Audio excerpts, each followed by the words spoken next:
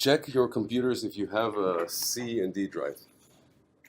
I don't know how the computers work here. Now, the reason is for that so far, when we saved our projects or when we did a scene, we worked on C drive.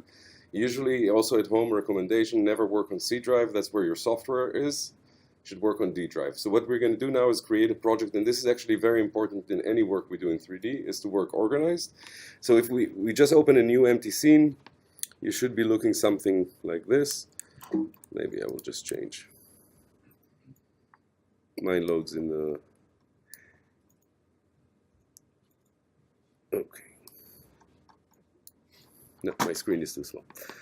Okay. If we go here to File, if you don't see something, tell me, because I have a bit of a smaller. If we go to File, we should have Project.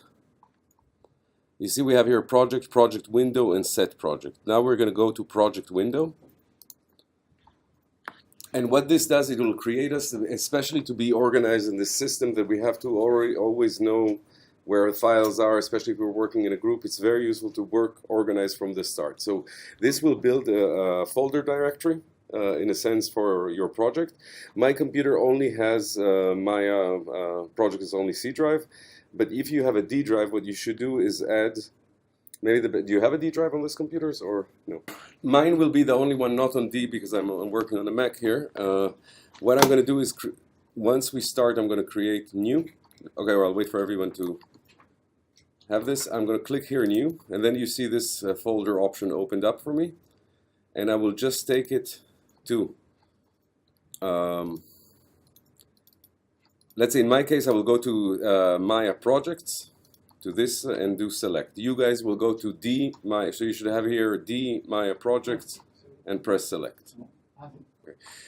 I'm going to name this project. Now this is the name of the project, and it's a whole project. I'm going to call it Learning MDL, short for modeling, let's say, MDL. Now you see there's a lot of folders here that are being created. Now most of the times we will need those folders. This will create us just a structure. Now for example, scenes we will need, that's where we're going to place our scenes. Templates, assets we don't need, just mark it and delete it. Images we need, source images we need. You can also leave everything, you'll just have a bulky, but just to clear it out, render data for now we don't need. I'm going to delete this. Clips I'm going to delete. Sound the same. Script. Data you should leave, and I will say why. Maybe this is just my pipeline. Movies also. And all this last three we can delete. Okay. There are more secondary project location, but for the start, this is enough. Just images, source images, data, and scenes. Data is a folder that, let's say, with our pipeline, we put, let's say, in data, I would say data in, and that's where, let's say, I get from clients footage, or we get the images and references to use. So all the data goes into, this is, let's say, our structure, but data is where you put all your in, or files that you will use later. So it's a place, a depository to put collected files. Let's say we got images of the Kocevje drawings. They're very large files. I'll put them in data. When I'll edit them and prepare them for the Maya, I'll put them maybe in source images. But this is the place to a repository for all this input. This is, let's say, our system. Once you have this set, you just press on accept. And if you will go to your folder now and look at it, and I'll just try to, sorry, that's not it.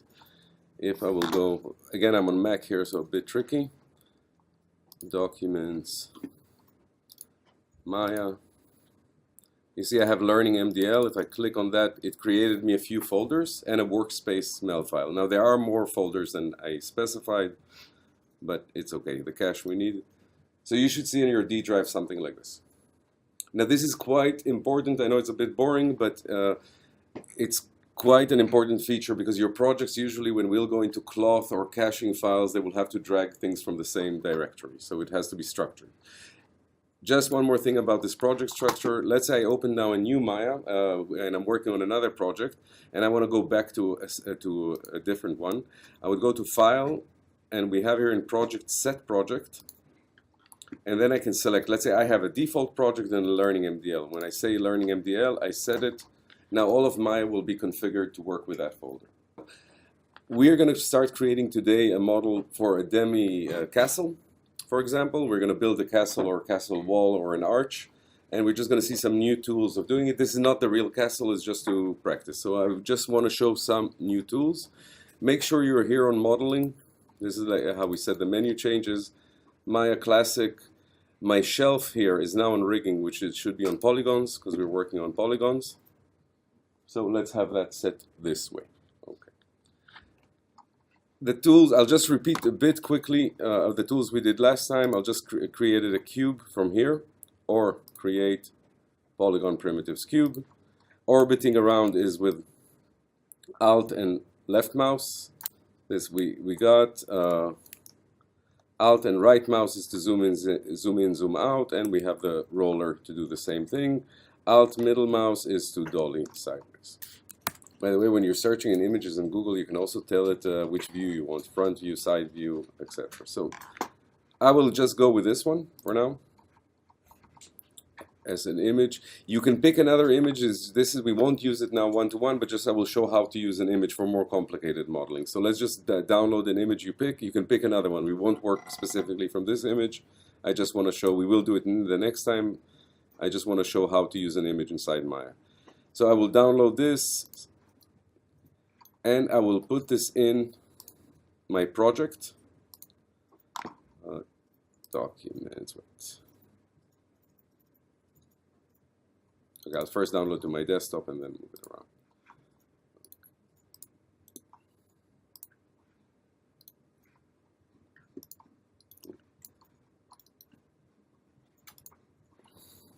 Now this is this one specifically I will put now inside the project directory, source images. This is this folder. I'm sorry, it's a Mac, so it looks a bit different than yours, but you see there's also a folder already created inside. I'll just move this here. So any images you're using, source images means the program is using this. It's usually for textures made, but we're going to use it also now for an image to work with. So let's put, it doesn't matter if you chose the same image as I did, just for the procedure how to do it. So then later at home you can do with other more specifics. Then we're back in Maya, and we'll go here. If you see here, I can do create. Just follow this one. You should have a free image plane. In Maya, every time we have a box here on the side, this means there are settings to open. So if I click this and on the settings, I get some descriptions of it. Now, why this is important? Sometimes you will come and work on somebody, continue work on a computer where somebody else worked. You don't know why some object or feature doesn't work right. So best result is reset settings, just to make sure that you're, and this computer I know nobody worked, but you might come and create another node. It comes out all different because there's a lot of configuration and it saves them. So you can reset your settings there. And usually it's good to reset if you don't know what's going on exactly in the thing. When I do apply, or I'll just do apply and close, I get this plane. Now if you remember, if I press 5, I still see nothing. Now this plane is not a polygon like we had before. It's not a mesh. It's an image plane. It's just used to be called construction plane. This is just to help us modeling. So for example, if I was modeling my face, I would put a picture of my face here. Okay, I'm just going to show this because this will happen to you a lot of times, and also the ones. If I press space bar, you see that I'm moving between my 4 windows, what we looked before. Now there are a lot of different layouts here, which you don't see on my screen, but you have them. So I can have 2 layouts, 3 layouts with this. But sometimes it will happen like now that I will say,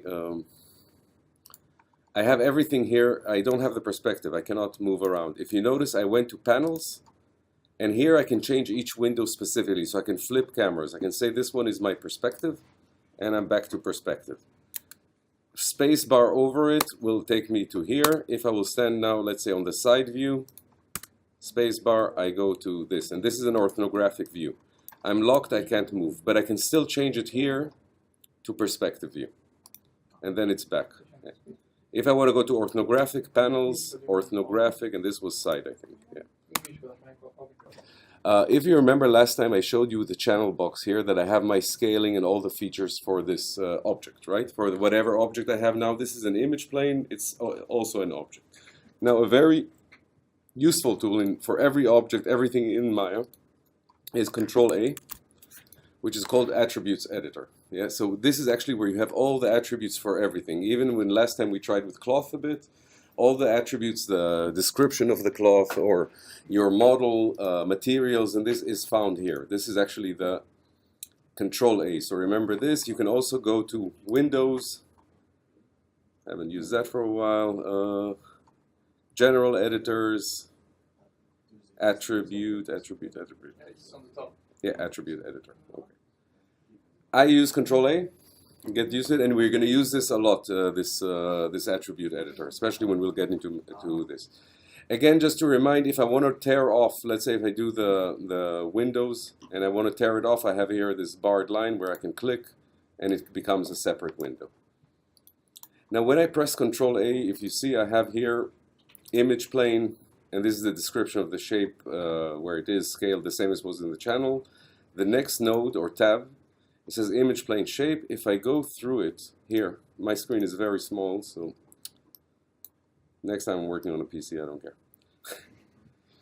If you look here, I will go through it. You see here I have image file, and here I have image name. This is where I can connect this image that I downloaded, or whatever image I have. So I see I have a folder here. I will click this, and it takes me directly to the source images.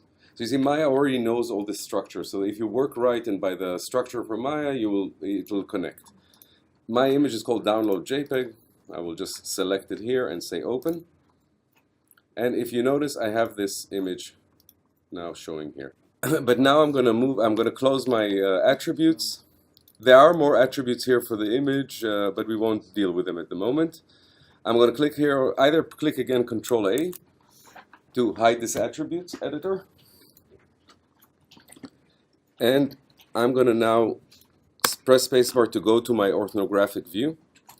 And I want to position this in the front view, which says here, on the grid, something that makes sense to me. So I will just zoom into this, select the object. Again, the QWERTY, the tools to move in this. W is to translate. So I will just press W and then drag it up with arrow. I will press also R for scale, and I will scale from the center, just so it's something a bit more, let's say this size would be good for me. The size doesn't really matter here because it's all virtual, it's all relative. It will matter a lot, but Maya in principle works in centimeters, and we'll go through that. So then just position this image in a front view, not in an orthographic somewhere. Let's say my castle floor should be on the main thick grid line. This is the floor, for example. Now let's say if I would like to create now this arch, I can go, we so far did a square or things like that. I could do it from a square and just extrude and go along the lines. But I can also do something else, and I will start actually working with a cylinder. So let's go to our perspective.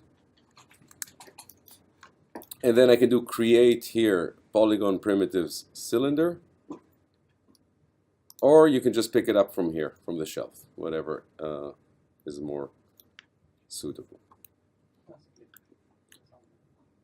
Okay, so you should get in the center of your grid a cylinder. Now notice mine is shown as a wireframe here because it's on 4. If I press 5, I see it in shaded mode.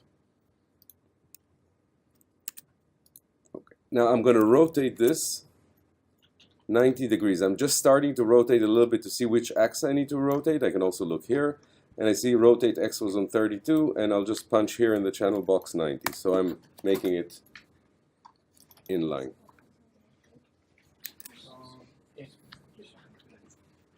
All those tools are also here. It's the same tools going. This is rotate, scale. You have the tools here. I'm getting used to using the QWERTY. Now I will just roughly, meanwhile, position this here, scale it with R.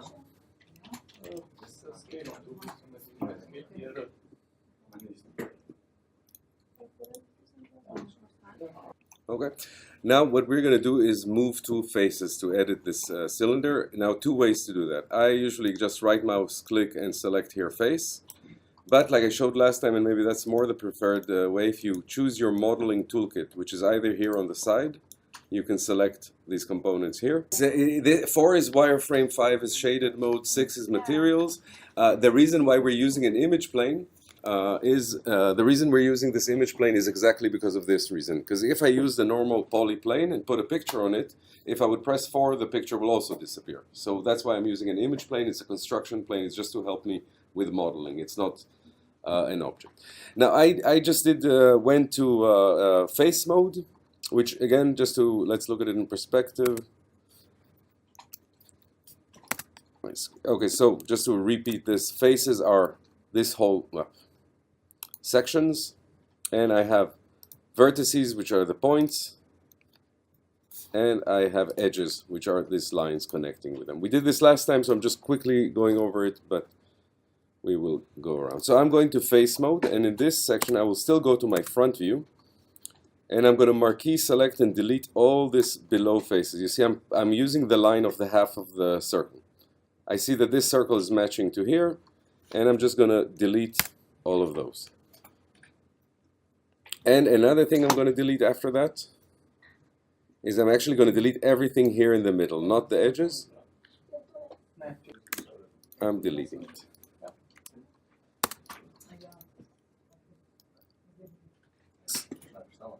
So if you see in my perspective, now that I looked in perspective, because I deleted all the bottom half and the caps, I'm left actually just with this shell. Now, the reason I did this is just to create an arch. I don't have that many divisions. Now, if you remember, if I would go again to face mode, select all, and I can select them just from here. I'm selecting all these faces. I know I selected everything. I'll just check around, and I will scroll down here to our extrude for the faces.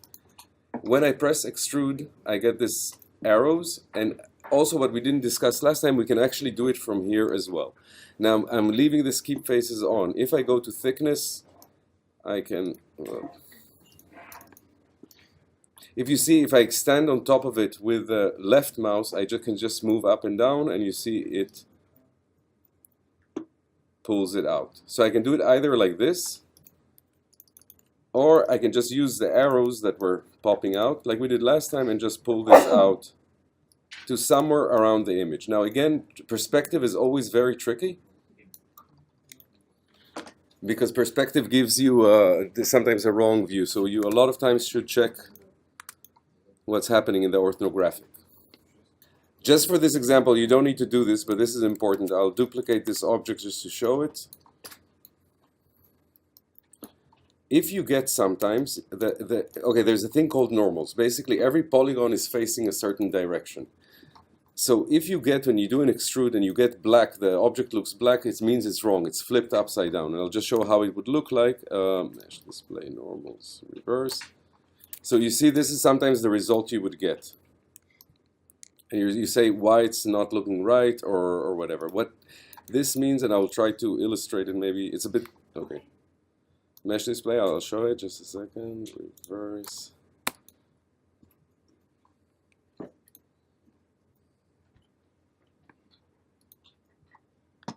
Okay, this you don't need to do, but this will just explain it. Okay, you see these little green lines that I have here, this that point out from my object. When I select it, I made a mode now that I can see where the normals. And normal means where it's pointing to. This whole face is looking out that way, and this face is out this way, this face is out this way, these faces are looking here. Now normals are very important in the sense of when it's rendering, especially if you'll do materials like glass, it will get important. But just if I will now reverse my normals, and this is I do this here, it's a bit more advanced. I go to mesh display, normals, reverse, and you see it turned black again. But if I would look inside, and I'll press 4, you see all those lines are going inside. So all my normals are facing. It's basically, if, this is one side of a paper, this is the correct side, and this is the back side. They have two sides. For example, game engines, they only show one side. You can't have double, let's say in Maya, when I look at it, even if you would have a reverse normals on a game engine, you will see through it. It will be a mistake. You will see the character, let's say, cut through or whatever. So now I need to reverse my normals. If this happens, just go to mesh display, Normals reverse. Just try to remember that. And I will just change my display polygons. Base normals. Okay. I have this arch. I just want to move it along. Now I see one problem. I want these lines to be straight. So if I will press 4, and I'm looking at this, and let's go into vertex mode. I'm looking at this vertices. If I go F, get close to it. You see, I want it to be straight with this one. Now, I should be able to somehow align it. If I will move it by eye and get close, I mean, this is straight actually, but it's one way of doing it.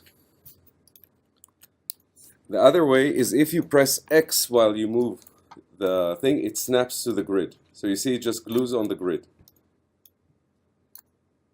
So if I will go, it'll go by steps just from the grid points. So I can just snap this to the grid and snap this up to the grid, and I have a straight line, and I know it's perfectly straight. So remember X and move your object. And I will do it now in the same thing. And I'm selecting them for now one by one. And I do X, and I push it up first, and then down to this grid line. I go to the next vertex. And notice when I'm selecting from this front view, I'm actually selecting 2 of them. Let's look at it in perspective.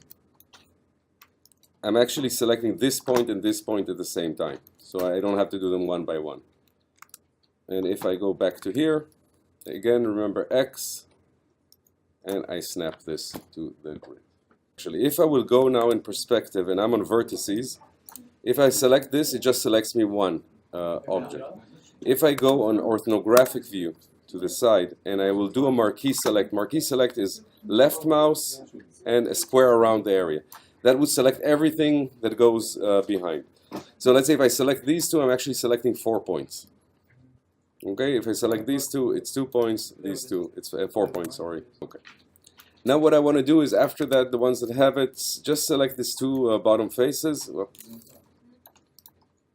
And I will do an extrude again.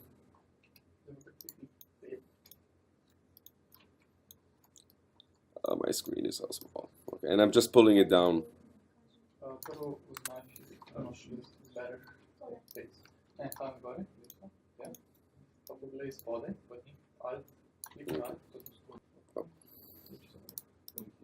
I'm selecting this vertex. Translate, if I press X and on this arrow down, it will snap down to the grid downstairs. If I select the red arrow, it will snap to this grid line. Or mesh tools, let's start with that. Insert edge loop. You see this mesh tools, insert edge loop. Okay? Now let's open the settings. Just for the sake of it, reset your tool. Okay. And what this tool does, also I get an instruction when I go with this. Let's just... So again, just to show mesh tools, insert edge loop. When I click it, I also have click and drag on edges. And notice when I click here, I get a new edge loop going through the whole shell to add to it. To do that, just click on the insert edge loop. And if you notice, it says already it gives me click on drag on edges. So I just have to go to my model. If I will drag on this edges, you see when I click left mouse and move it around, I can shift it wherever I want. But I'm going along this line. If I would do, let's put just for the example, if I would do the same tool up on this direction, I can add edges and divisions here. So I can, and this just creates me a whole loop all around the object. Make sure if the tool is to select the Q to cancel back your tool and go back to select tool. Faces.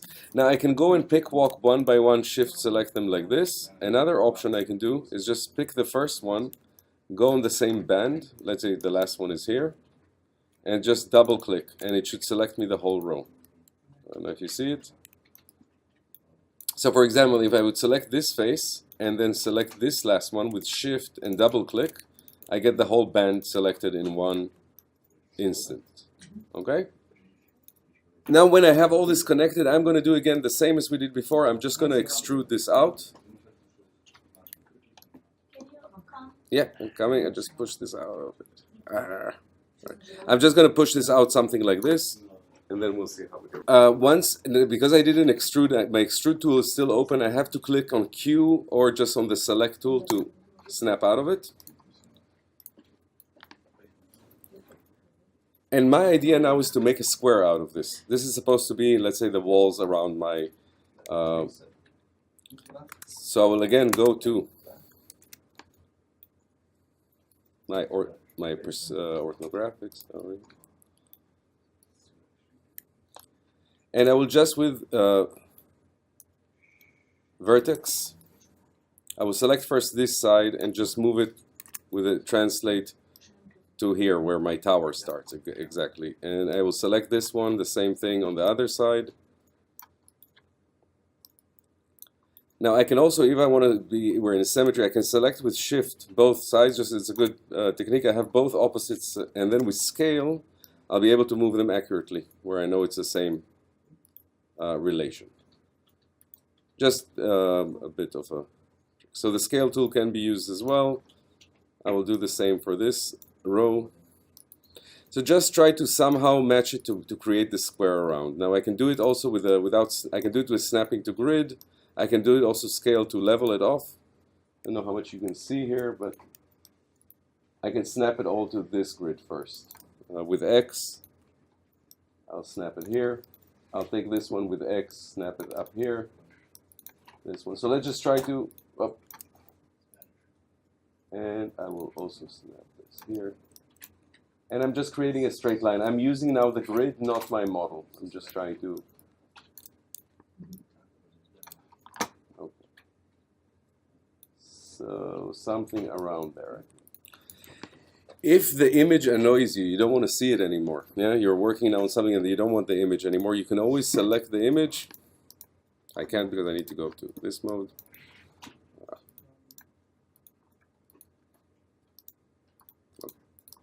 I'm selecting my image plane, Control-A the attributes, and if you see here on the image where we plug the image, I have here display mode, display RGBA means red, green, blue, and alpha.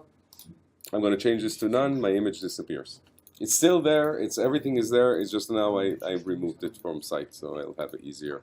If you delete vertices, by just pressing delete, they don't actually go, and I'll just show it here on an example on mine. It's just problems you will run into. So, for example, if I select this edge, I'm not happy with it. I don't want this edge. And I just press delete. Oh, it looks all clean. But actually, in reality, if I will look at my vertices, it's still got a point here. So it's the wrong way to delete it. Actually, the polygon is broken. I need to have this edge. It's still here. I didn't really delete it. I just hid it from display. What I should do if I want to delete this edge is select this edge. It will still have maybe this example not so good, but anyways, when you're deleting, you should go to Edit Mesh, Delete Edge Vertex. This is the correct way to delete it. You can, or Command Delete, and this deletes it with a point. Now, since let's say I'll do the same here. Delete Edge Vertex, and now I won't have a point. This is a straight line. So that you see here I have the point, here I have the point because they're connected here. There's nothing deleted. We'll go over it because you'll go into problems. If you start having points floating all around not connected, not a good thing. Like if you want to delete a whole edge, and again, we can select the whole edge by, I can go to edges and double click. Let's say I select this edge, I take the whole edge loop. If, for example, I took this whole edge loop and I'll just press delete, nothing happened. It stays exactly the same. I actually destroyed the model a little bit. If I would want to do it properly, I would have to go to Mesh Tools, Edit Mesh, Delete Edge Vertex, and you see also this line straightened out now, because it collapsed it. Yeah. Okay, so when we have this, now, what you guys did so far was so to object mode. Let's say if you had a model like this, now this looks rough, but it doesn't matter. If you could just stick it like this, and we're good to go. Yeah, it's connected. But you see, it's not really connected to the model. If we want to connect it, so it is actually a part of this model in the same mesh, We can, one way is to combine the two, but that would still not be connected. What we need to do is now, let's go into the front view again. I will go to Edit Mesh, Insert Edge Loop, Mesh Tools, Insert Edge Loop again. And I will put an edge loop exactly where the ceiling of my other model is, so around here. Okay. Now I moved it especially far away from this so we can see it. Now I will select, I'll go back to faces and I'll select these two faces. What I'm trying to do now is connect this to this face here, but I'll show you first how. So I selected these two faces. I'll press R to scale it and flatten it out. So somewhere like this. The same as we did with the vertices. I just used the scale tool. Let's see it. To make this a flat surface. Not the top one. Here again, I selected these faces. I just selected these two bottom ones for this case. And I'm using the scale to have it flat. Now the next thing I'm going to do is I'm actually going to delete these two faces.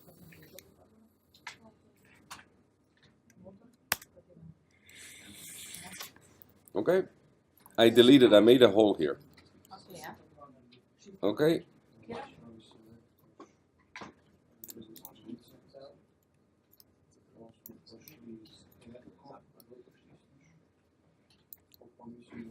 Okay.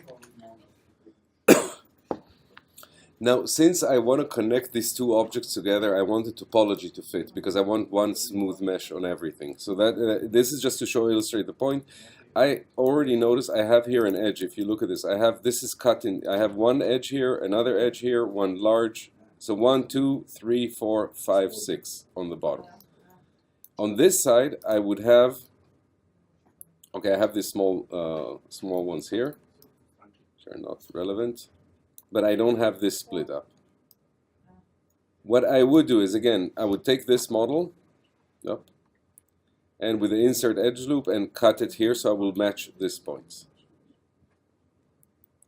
So mesh tools, insert edge loop, and I'm just putting an edge loop here in the middle, going all across. Now once I have this sliced up, I will also go here to faces and I will delete all these faces on the side that I want to connect. Oh. Yeah, facada. Faces, these side ones here. I just made a hole here and a hole here. What I'm trying to do is actually to connect the two together. One way I can do is just move this guy to fit and then merge vertices. You see, this should fit pretty much okay. I can leave it like this. You see, it's not exactly that accurate, yeah, but I will adjust it. Let's center mine a bit more. Okay.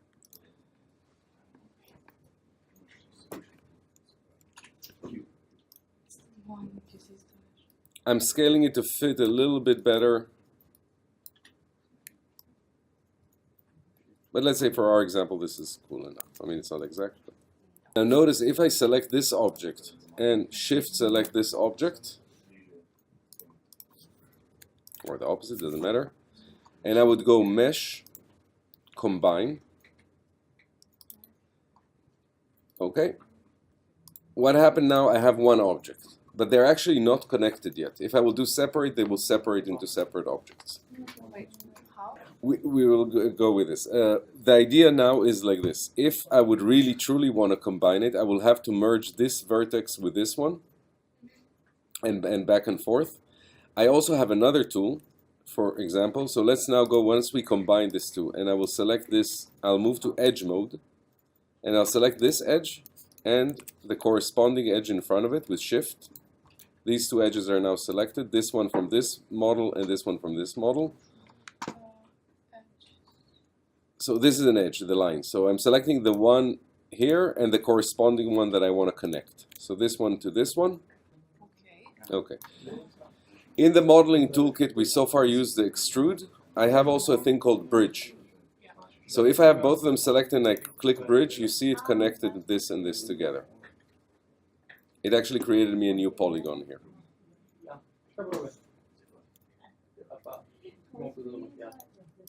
The same with this one, and the next one, shift and bridge. Okay, so I'll show it now on the bottom. The same as I did on the top.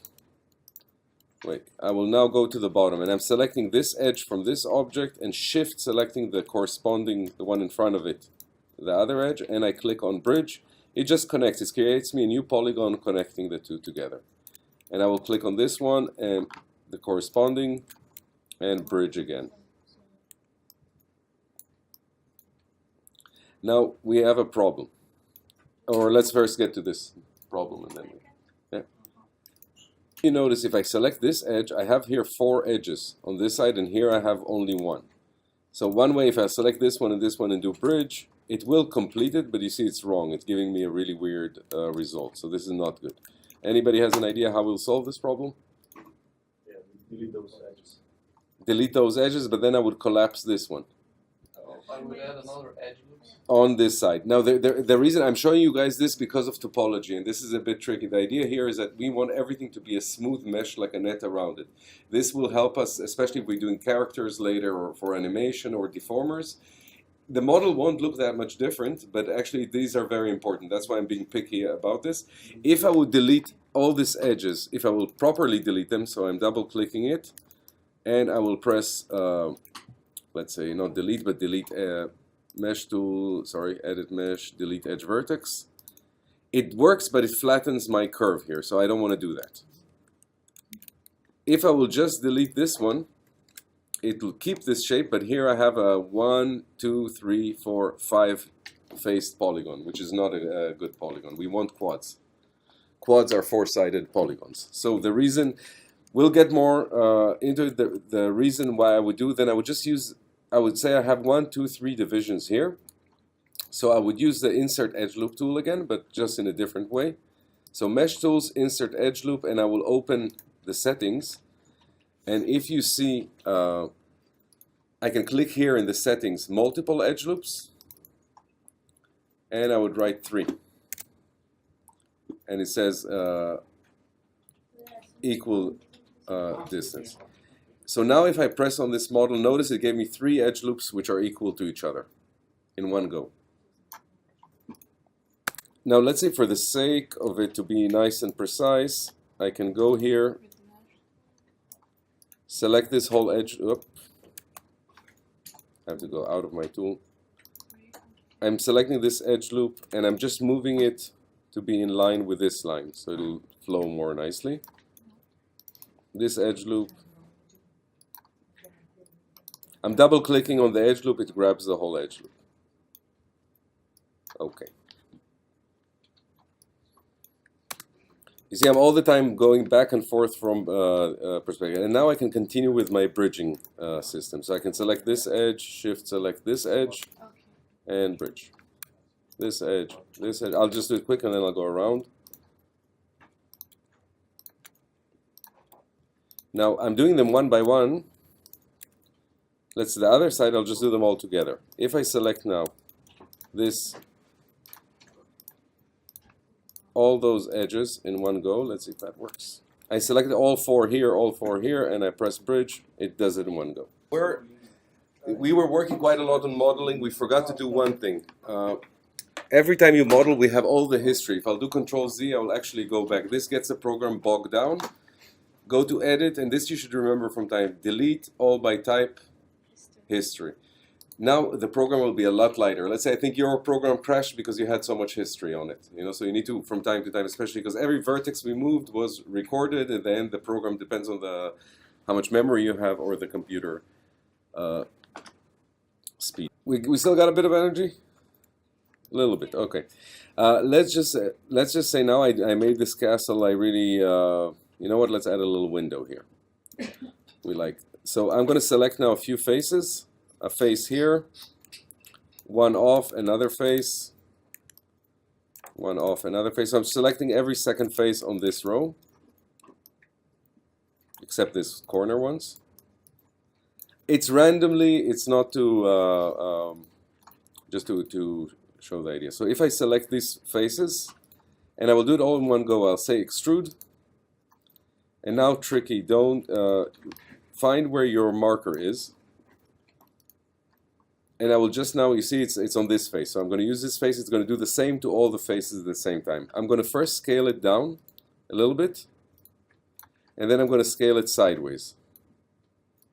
So I'm getting a bit of a frame for a window. So just scaling, you can also do it that way, just a sec. You extrude, when you select the faces, don't scale from the middle because it pushes it in. Just scale on one axis. Zeleni paradeci, yeah. Which is x-axis and y-axis. We're scaling on both sides. Once I did that, I will do another extrude and just push this inside. So I get a window ledge. I can also delete this to have a window, but I want to keep those faces because I will put later on a transparent material. I can't add an edge loop here because I'm blocked. So a new tool we're going to use. If you see here, we did the extrude, we did the bridge. Below it, tools, we have multi-cut. Now multi-cut is just basically allows me to draw by myself by clicking on the edges to draw a new edge loop. I'm doing it very rough. We could have done this in a better way. But I can split an edge however I want. And I'm just building this circle around, not too accurate. And press enter. Divisions here. And I will do now the same thing. I'll just select every second face. And I will do extrude and push this up. So I get a bit of a castle looking thing here. Now I could do the same here, add more divisions. For now I won't. But let's say, so let's just get this tower a bit finished. So it's a rough tower. Okay, I'm going to select all these faces now. And I'm looking at the middle part of my arch, which is here because it's a straight line. And I'm just going to delete them. This is my model now. I just have half of it.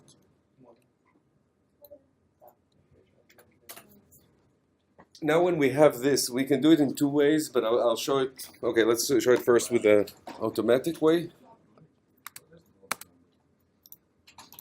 So if I go here with mesh, we have the mirror tools. Now in the settings, let's just try it first off the shelf. It's a new tool in this Maya. It works perfectly. Mirror. And then I have it duplicated. But this is a new tool in Maya 17, and you have how much to offset, where is your axis. Okay, so this works, save my problem, but we're not going to do it this way. I'm going to show you the hard way. No, but it's the same principle. The reason that I can also do it like this, let's say before in all the previous versions of Maya, this didn't exist. So what I would do is I would do Control D to duplicate the object. Now I have both objects at the same place. If you see, I have two objects, the same ones. I can also go into my channel box and scale, and I'm looking at this one. It's a scale X, and just do this -1. And you see it does mirror it, yeah? But it's not exactly in the point like how when I use the new tool. Let's undo this, and I'll delete this. The reason is remember when I mentioned you the point of the pivot, and this is important, doesn't matter the mirroring for other cases. I have my pivot point here. Now when I did minus, it flipped it, and it always works by the pivot, where my center of this, now there are two ways. If I press, I'll duplicate when the pivot would be here, it should work fine. So one way is pressing insert, which I don't have on my Mac. Ah yeah, okay, it's also here, cool. I can do D, it gives me to the thing, or insert. You see my whole pivot change now. I can move it around.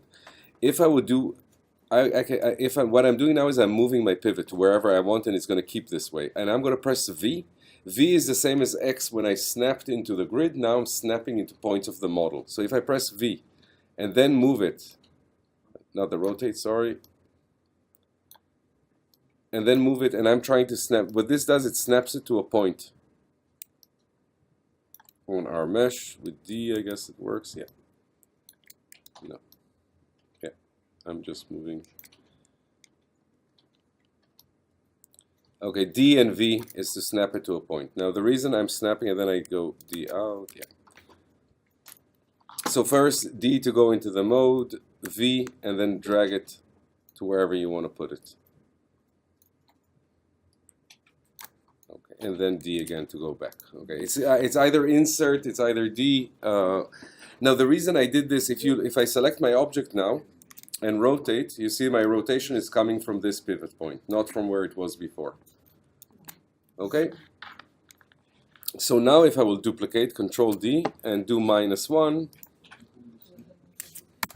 it should be pretty much perfect. So this is exactly the same as the mirror tool, except now we did it manually.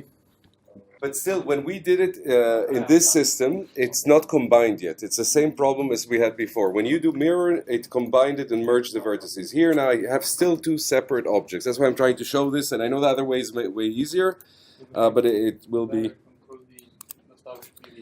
So what I can do now is go Shift select both those objects, mesh, combine, and now it's one object. But still, I still have a problem. It's still not done. Because if I will select vertices, I combined it, but this vertex is broken. You see? I have a hole here. I have 2 points at the same place. I'm just doing it to show it, yeah? So what I want to do is actually combine those two. If I look at them, I have... Try to show now. Okay, so the way we did it now, it looks okay, but it's not. The vertices are not combined. I have two vertices here in each point, which I don't want. I can select now these two. I know it's two vertices because I want. I can also check them. There's also a way to display it. You see, it can break it. It's not a good model. So one way is to go here, mesh. Sorry, edit mesh, and we need to find merge vertices. Merge to center, for example. And now this turned it into one vertex. You see, it's just one vertice. But this would be a bit annoying to go one by one, select the couples, and merge them. I have an easier way for this. I will just select all this group that I know are problematic, all these vertices on this edge loop, in one go. I will go edit mesh, and not merge. Merge to. Okay. Not merge to center, but I will select the merge and open the settings. Now what this does, it'll say, I'll merge everything that's in this. This is the threshold, how far they are. So for example, let's just see to illustrate this better. I will take this point and move it really far off here. Okay. This we have to be very careful with. It's to save us time, but it's... let's say I select all these groups. If I will do apply now, nothing changed, although all of those were connected now, because there are two, you see it's one, because it's on such a minus. If I select this one and increase this threshold, it will connect it. So the threshold is the distance between those points that we want to merge. No bit tricky, but relatively important. So again, you can also do it one by one. I'm undoing everything. But the easiest way, if you want to delete duplicated vertices that you have, is just to select a whole group, and you're saying, let's say I'm selecting even everything here, and I will go to have this on really 0.01 centimeters, so only something that will sit on top of each other will merge. And I will do apply. The model didn't change, and it worked. So this is just a good way to clean your model. By the way, save your scene. File, save scene as. It goes directly into my scenes, and I'll call it castle. Because I'm on the project as we did before, But I didn't do that with the keybind.